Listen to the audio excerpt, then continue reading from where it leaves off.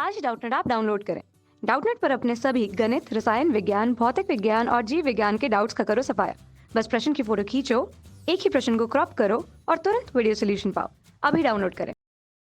प्रश्न में हमें दिया हुआ है कि कोई लिफ्ट जिसका कुल द्रव्यमान लिफ्ट और यात्रियों के समूह को मिला करके 1800 किलोग्राम है, ऊपर की ओर यदि वह लिफ्ट 2 मीटर प्रति सेकंड की अचर चाल से गतिमान है जहां वह बदलती नहीं है, 4000 न्यूटन का घर्षण बल इसकी गति का विरोध करता है, जबकि लिफ्ट को मोटर द्वारा न्यूनतम शक्ति का आकलन हमें वॉट में और अश्व शक्ति में करना है। तब हम सबसे पहले आरेख के अनुसार देखें। तब यदि ये लिफ्ट की स्थिति जो एक तरह से ऊपर की ओर 2 मीटर प्रति सेकंड के वेग से ऊपर जा रही है, 2 मीटर प्रति सेकंड जो प्रश्न में दिया हुआ है, उसके अंदर जो लिफ्ट है, लिफ्ट के अंदर यात्री सवार हैं। कुल मिलाकर के कुछ जो उनके द्वारा लगाया गया बल होगा, उसकी में बल की दिशा नीचे की ओर रहेगी। बल को हम किस प्रकार से बोल सकते हैं? लगने वाला बल m गुणा g से प्रस्तुत कर सकते हैं। अब इसी प्रकार m गुणा g उस पर लगने वाला कुल भार के कारण, इसे हम भार के कारण बोलेंगे।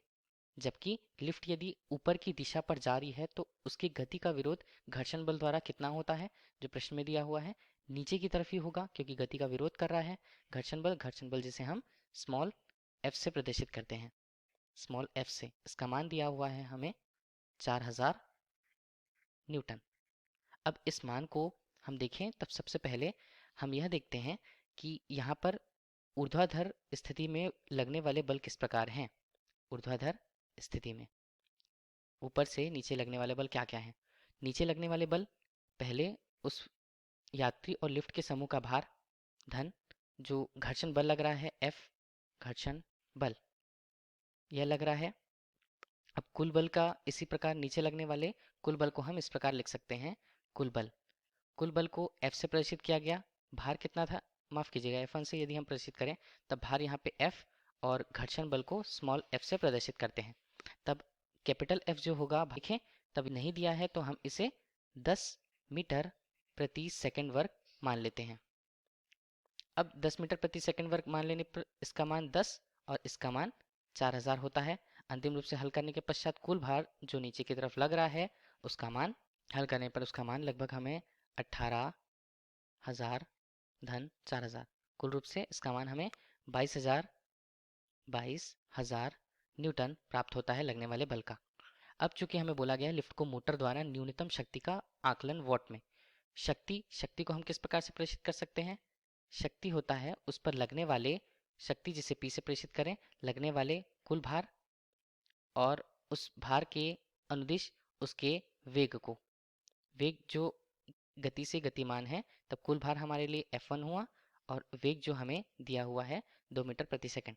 तब इसे हल करें तब हमें F1 का मान जो 22,000 दिया हुआ है, 22,000 गुणा वेग का मान हमारे लिए 2 मीटर प्रति सेकंड है, इसे हल करने पर शक्ति का मान हमारे पास 44,000 न्यूटन मीटर प्रति सेकंड प्राप्त होगा। न्यूटन मीटर प्रति सेकंड को हम मिल करके क्या बोल देते हैं? वॉट। इस प्रकार P का मान हमें वॉट प्राप्त हुआ, अर्थात इसे 44 किलो वॉट भी हम कह सकते हैं, क्योंकि किलो हम किस प्रकार से लगाए, 1000 का वहाँ पे मान रख करके। चूंकि यह मान हमारे लिए वॉट पर आया है, इसे यदि हमें अश्व शक्ति में परिवर्तित करना है तब हम जानते हैं कि एक अश्व शक्ति मतलब 746 वाट।